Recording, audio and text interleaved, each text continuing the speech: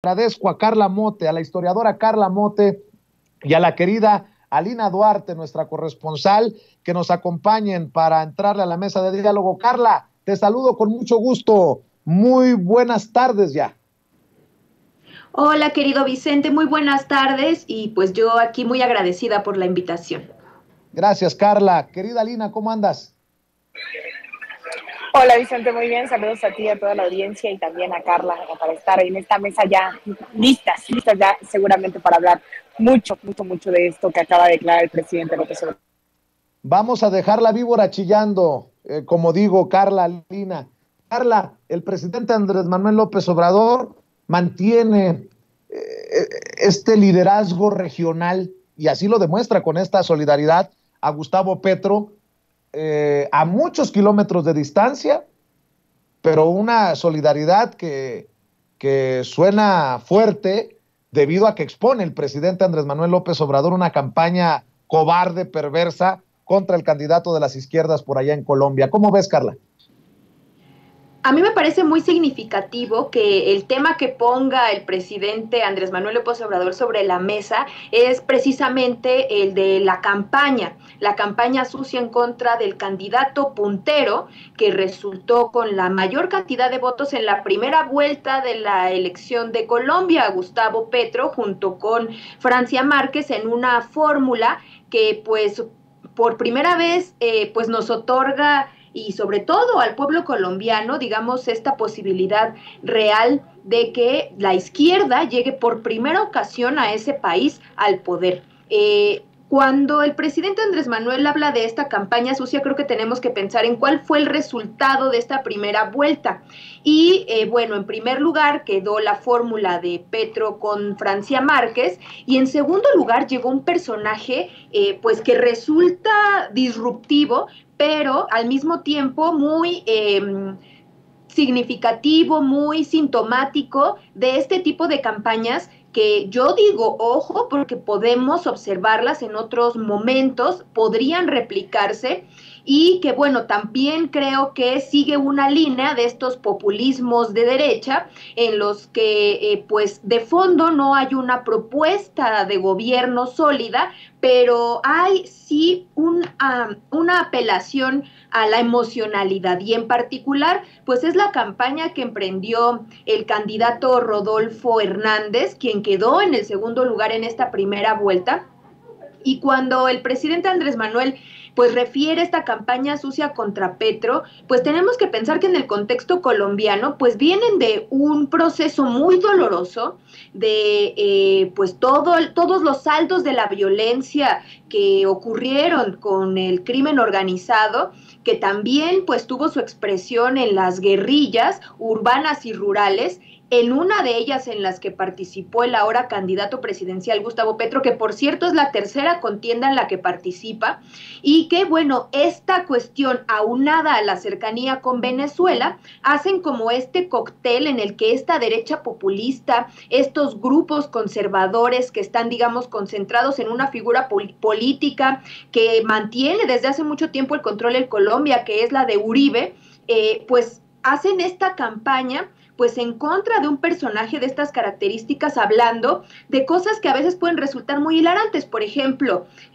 la cuestión de la llamada ideología de género, se colocan en contra de todo cambio social tendiente a respetar los derechos de las mujeres, de la diversidad sexual, esta amenaza también hacia que es constante hacia que se van a convertir en Venezuela y pues bueno, este pasado guerrillero del candidato Petro. En este marco pues llega este personaje, Rodolfo Hernández, quien pues emprende una campaña sobre todo a través de las redes sociales, de WhatsApp, con fake news, con videos chistosos, se le ve en una cuenta muy exitosa de TikTok bailando y que resultó pues una sorpresa ver este crecimiento de un personaje que era prácticamente desconocido a principios de año, digamos, frente a una figura como la de Petro que tiene una trayectoria política muy larga y pues repito, es la tercera vez que contiende a la presidencia de Colombia. Entonces, pues en ese marco de campaña sucia, de juego sucio por parte de la derecha, es que pues vemos esa declaración de hoy del presidente Andrés Manuel, un apoyo que si bien lo entendemos pues a la luz de la afinidad política que hay evidentemente entre Andrés Manuel y Gustavo Petro, pues también que no resulta, digamos, tan contundente como la que sí vimos ya, por ejemplo, de Lula, quien hace poco tuiteó justamente el día de la campaña, o me parece que un día antes, que pues él expresaba su apoyo a Gustavo Petro y que invitaba al pueblo colombiano a votar por él. Estamos en el proceso en el que va a realizarse la segunda vuelta de las elecciones y el panorama pinta complicado porque se sumarían las fuerzas de los otros candidatos que son de derecha o de centro derecha, todos contra la fórmula de Petro Márquez, y bueno, pues seguiremos observando este proceso electoral que es importantísimo para las izquierdas de la región. Pronunciamiento del presidente Andrés Manuel López Obrador desde la mañanera y el destape de esta campaña que pues obviamente tú ya nos habías advertido en tu cobertura desde Colombia, pero que pues queda de manifiesto que se ha arreciado rumbo a la decisión en segunda vuelta de los colombianos. Pues mira, en realidad es difícil no creer que un López Obrador se identifique con un Gustavo Petro, especialmente por todas las similitudes que hay dentro de este proceso de conformación del liderazgo de cara a la candidatura presidencial. Gustavo Petro, así como López Obrador, que fue jefe de gobierno de aquí de la Ciudad de México, pues él fue alcalde de Bogotá y también intentaron destituirlo en su momento, le levantaron todo un caso, así como el caso del desafuero, y claro, a pesar de las particularidades es inevitable recordar que los procesos son sumamente similares. Yo ahí no coincido tanto con que se le estigmatice a Gustavo Petro con que fue guerrillero, porque eso es real, él formó parte del movimiento de M-19, sin embargo, él depuso las armas, se incorporó también a la vida democrática de ese país, a tal grado de haber ocupado cargos como el de ser congresista, senador, alcalde, ¿no? Y recientemente, pues ahora candidato, como lo menciona Carla, por tercera ocasión a la presidencia, al igual que un López Obrador, ¿no? En este caso, en Colombia.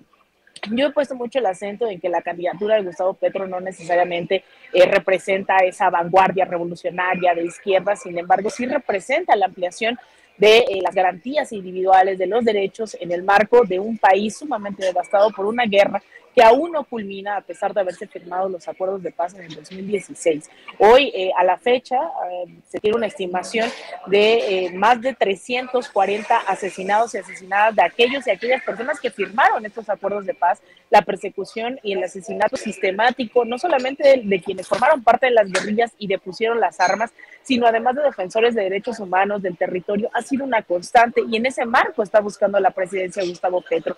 Ahora bien, les mandé al chat, no sé si tengamos ahí estas imágenes, que son fotos que tomé específicamente una, ¿no? En las calles de Bogotá, que tiene que ver con estos carteles de Petro asesino, Petro corrupto. Eso está tapizado en varias de las avenidas principales de Bogotá y eso forma parte no solamente de la campaña en medios de comunicación, sino en el día a día del estigma que significa alguien medianamente de izquierda, que se considera de centro izquierda. Eso representa, ¿no? Es un peligro y estas narrativas de que van a ser como Venezuela, miren, ahí está, también le tomé foto de este artículo que me llamaba mucho la atención, de que Colombia no es Venezuela, y estos artículos de opinión fueron la constante durante meses, ¿no? Si no es que durante décadas, pensando en que pues quien tenía el control en todas las esferas institucionales, gubernamentales y de los partidos políticos, pues era la ultraderecha encabezada por Álvaro Uribe, y actualmente se repitió esta fórmula para ganar la presidencia, no solo de Rodolfo Hernández, sino también el candidato Federico Gutiérrez, que era quien creíamos iba a pasar a la segunda vuelta. Echaron todo al asador y aún así no lograron encabezar, ¿no? Hacia esta segunda vuelta. Lo mismo hicieron con Iván Duque hace 4 años, un personaje que muy poca gente conocía y que lograron inflarlo a tal grado de llevarlo al Palacio de Nariño. Bueno, ahora con Federico Gutiérrez hicieron lo mismo, no fue tan exitoso, pero sí un Rodolfo Hernández que en algún momento, ya lo he dicho y no es menor, ha insistido en que le admiraba a Adolfo Hitler, que las mujeres pertenecíamos a la casa, ¿no? Todo este dejo de conservadurismo, a pesar de creer, ¿no? Hacer creer que es un outsider. Y yo cerraría Vicente, diciendo que este arrojamiento del presidente López Obrador, por fortuna, no es el primero que vemos en los últimos años, en los últimos sí, son 2 meses en América Latina. Este es tan solo como la cereza del pastel y sobre todo la coyuntura en que vaya y abrace a un Gustavo Petro que vive bajo una campaña bajo la cual el presidente López Obrador ha vivido en múltiples ocasiones, sino además hemos visto hace unas semanas cómo arropó a Xiomara Castro yendo en su visita a Honduras, respaldándole la reforma eléctrica, a un Pedro Castillo en Perú a punto de que también se le aplicara un juicio político en su contra que buscaba su destitución, o en el caso de Bolivia, no solamente respaldando la administración de Lucho Arce, sino dando asilo a un Evo Morales y negándose a participar, ¿no?, en estas narrativas que ponían en duda el golpe de Estado en Bolivia. Entonces yo creo que esta política exterior cada vez es más visible, ¿no?, de hacia dónde se está inclinando y lo que representa, no solo para la política interna de México, sino regionalmente, y creo que a mí me parece un acierto maravilloso que de cara a estos comicios en donde se juega muchísimo, no solo para Colombia, sino para la región, siendo pues la joya de la corona imperialista de Estados Unidos en América Latina. Qué bueno, ¿no? Enhorabuena que el presidente López Obrador decida mandar este mensaje. En la mañanera, diciendo que él no establece relaciones de complicidad con nadie, que por eso puede enfrentar a la mafia del poder.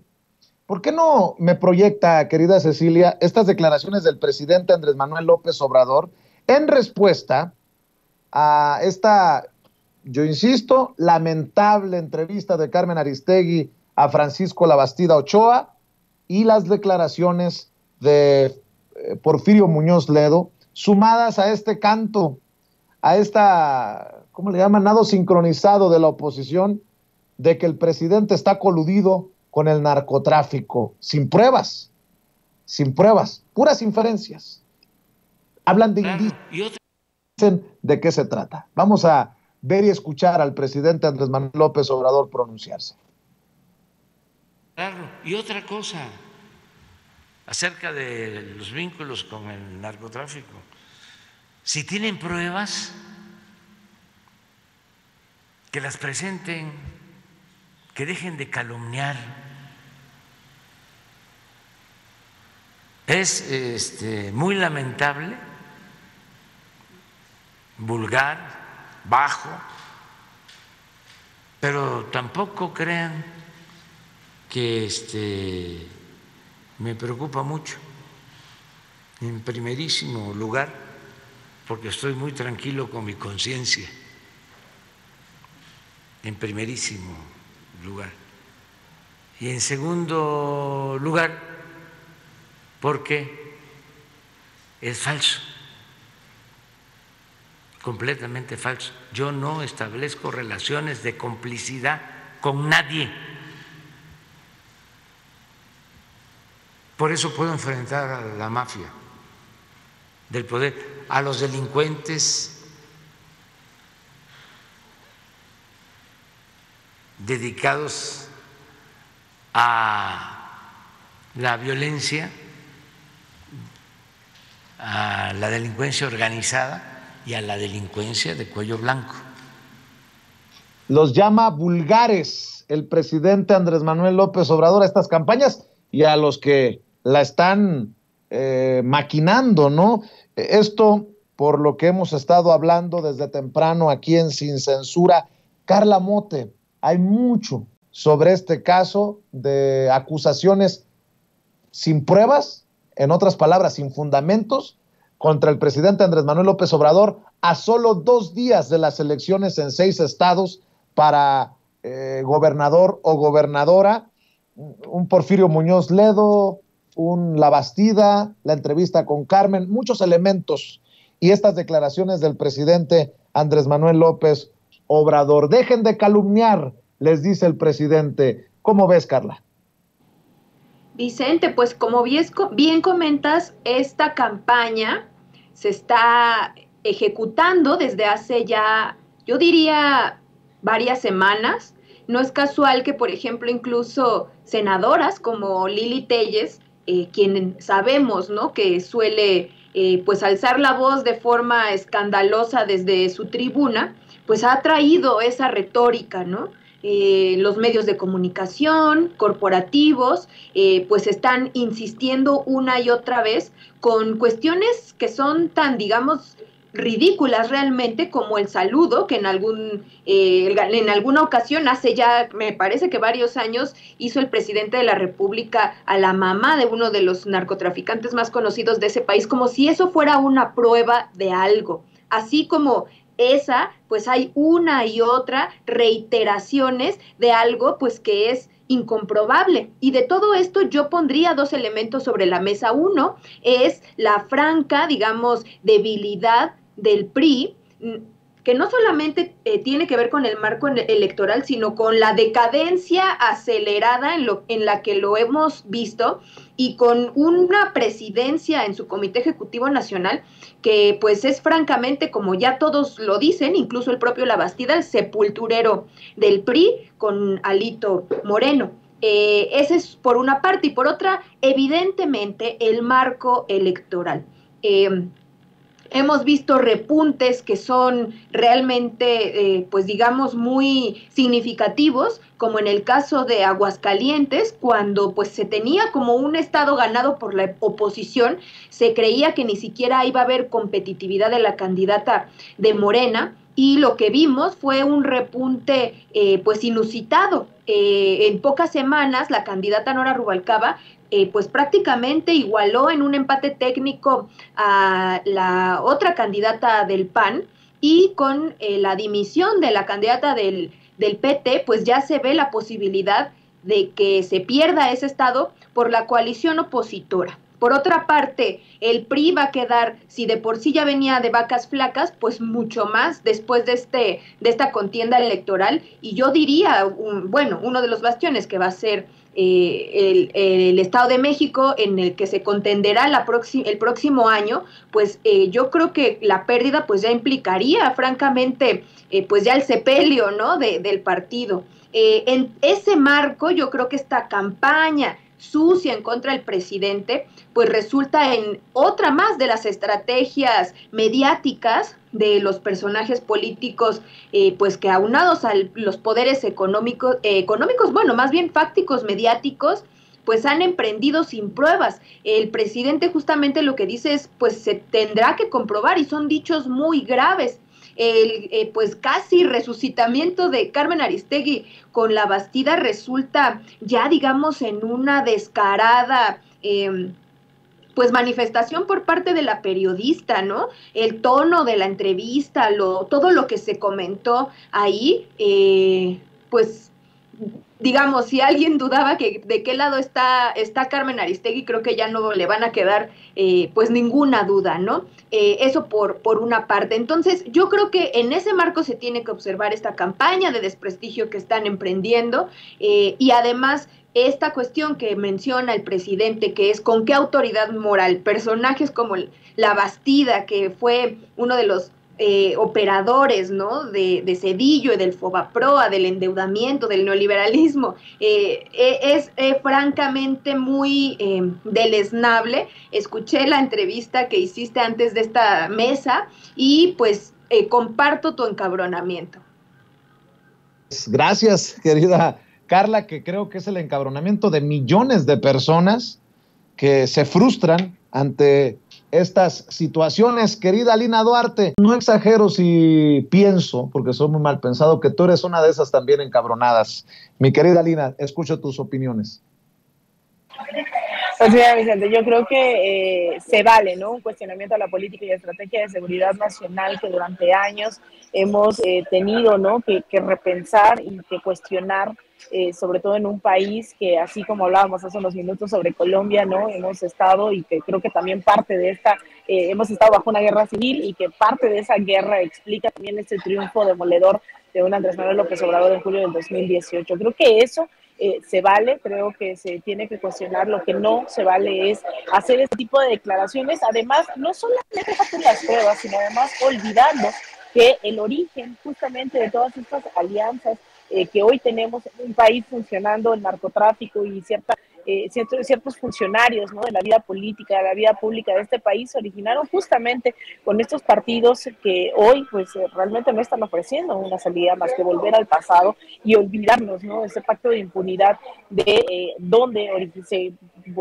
surgieron grupos paramilitares en este país, de dónde surgieron estas alianzas contra el narcotráfico. Y el caso de Ayotzinapa, por ejemplo, es una de esas grandes pruebas de dónde estábamos antes también del 2018, y que de la noche a la mañana esto no se puede cambiar, ¿no?, que muchas veces hemos hablado aquí de los periodos de transición y de realmente asentar proyectos hacia el futuro que nos logren sacar de esta espiral de violencia. Yo creo que también hay que pensar de dónde surgieron estos grupos del narcotráfico, bajo la anuencia de qué gobiernos, de qué gobernadores, de qué municipios, etcétera, etcétera. Y vamos a aprender con estos partidos que hoy están haciendo estas declaraciones infundadas, no toman responsabilidad en sus actos, ¿no? Y esto sin dejar de lado, pues obviamente las elecciones del próximo domingo, donde entiendo están desesperados, donde se están jugando su existencia misma y donde la gente les está dando la espalda, porque creo que es muy difícil que vengan con ciertas declaraciones a querernos convencer de lo que que nos quieran plantear una realidad paralela a lo que estuvimos viviendo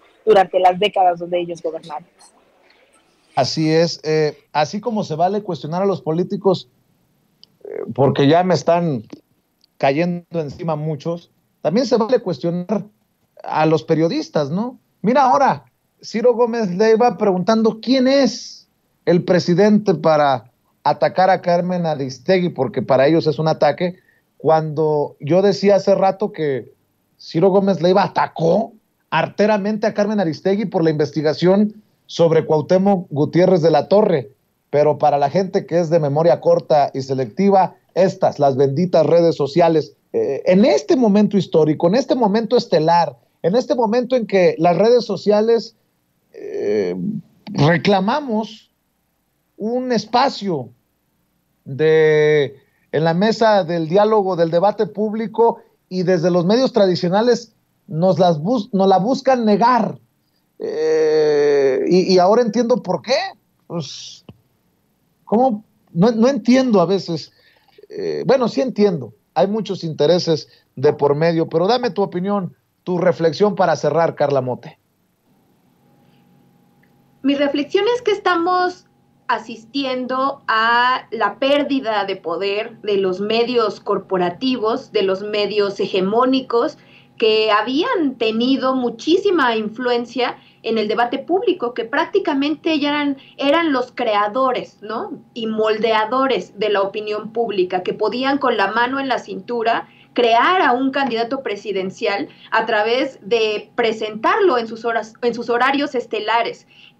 La gran modificación que yo reitero una y otra vez, que fue la primera que ocurrió en el marco de la Cuarta Transformación, fue justo la de los medios de comunicación, la de arrebatarles la batuta del orden informativo, de la opinión, de la creación de una agenda pública noticiosa. El presidente de la República con sus conferencias se los arrebató, a la par de que a nivel global pues vemos, digamos, la consolidación de esta nueva forma, ¿no?, de interactuar con los medios. Espacios como el tuyo es un claro ejemplo. Y dentro de ese cuestionamiento viene justamente lo que implica como audiencias tener la posibilidad de conocer cuál es la línea editorial de quienes están informando. Ahora me parece que, a diferencia de otros momentos, pues nos queda más o menos claro, ya no es vigente, digamos, este cuento de que hay neutralidad en los medios de comunicación. Ellos simplemente informan sin tener digamos, un lado de la balanza. Y eso ahora es muy nítido. Y bueno, lo que el presidente ha ejecutado también a partir de sus propios espacios y de al haber arrebatado este poder a los medios, pues es poner eso sobre la mesa. ¿Quién financia los medios? ¿Cuáles son sus líneas editoriales? ¿Por qué es importante que como ciudadanía lo tengamos muy presente? A mí me parece francamente ridícula, pues digamos, esta actitud de tirarse al piso y decir que eso implica censura o que eso implica persecución, como se lo están reiterando al presidente en muchísimos espacios, cuando venimos de una historia en la que sí había clausura de medios privados por parte del poder político, había persecuciones, había, por ejemplo, este gasto millonario que se hizo con Pegasus en su momento para espiar periodistas, había control del Estado mexicano sobre los medios de comunicación. Estamos asistiendo a una modificación y a mí me congratula mucho que espacios justamente como el tuyo, querido Vicente, estén, digamos, ahora tomando lo que nos corresponde, que es el poder ciudadano de hacer opinión desde esta trinchera que no es la empresarial ni la corporativa. Gracias por tus generosas palabras, Carla Mote. Por cierto, acertamos a la gente para que te lea, para que te siga en redes sociales, en fin, desde tus trincheras hay que apoyar también los espacios independientes como los que en los que tú participas, querida Carla. Muchísimas gracias, Vicente. Pues sí, aprovecho para invitarles a que me lean mis opiniones a título personal en mi Twitter, que es @carlamote. Y bueno, también escribo en El Soberano quincenalmente. Ahora acabo de estrenar una columna quincenal en el Sistema Público de Radiodifusión. Y bueno, también aprovecho para invitarles a conocer y leer el periódico feminista La Regeneración. Muy bien, gracias, Carla. Alina Duarte, vamos a cerrar con tu opinión y escucho tu reflexión. Bueno, Vicente, yo creo que no tenemos que imaginarnos, ¿no?, que lo que está pasando en realidad hemos visto durante décadas, no solo en México, sino en el mundo entero, cómo funcionan los medios de comunicación, y a veces se nos obliga, ¿no?, a asimilar que hay intereses detrás, y eso es una constante, y lo vemos a mitad de una guerra con Ucrania, en donde dicen cuál es ruso, cuál no, pero no se duda de la visión de Estados Unidos.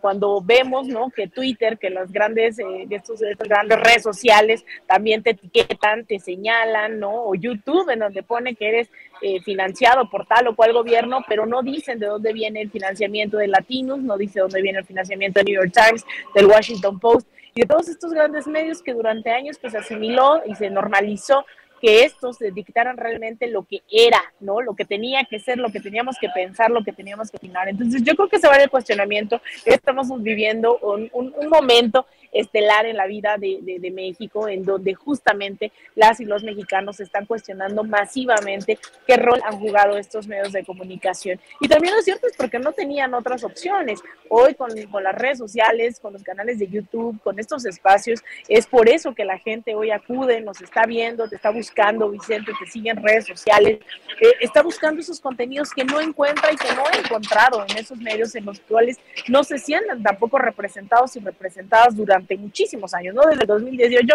sino desde tiempo atrás, y esto ha crecido. Creo que el nivel de concientización, de politización, es algo increíble que tenemos que valorar. Entonces, en ese sentido, pues seguirles invitando, ¿no?, a que sigamos criticando, sigamos pensando en función, ¿no?, de ese horizonte que queremos construir. Entonces, pues bueno, yo cierro invitándoles a que me sigan en redes sociales. A mí me encuentran como @Alina Duarte en Twitter, _Alina Duarte en Instagram, en facebook.com/Alina Duarte Periodista, y también en mi canal de YouTube, y pues claro, está todos los días aquí en Sin Censura. Te mando un abrazo a ti, Vicente, a todo el auditorio, al equipo de Sin Censura, y también a Carla, muy agradecida de estar aquí en esta mesa con ustedes. Gracias, Alina, gracias, Carla, nos vemos pronto en otra mesa de diálogo. A ti te veo hasta el lunes, querida Alina. Por lo pronto, un abrazo a ambas, muchas gracias por participar y por hablar sin censura.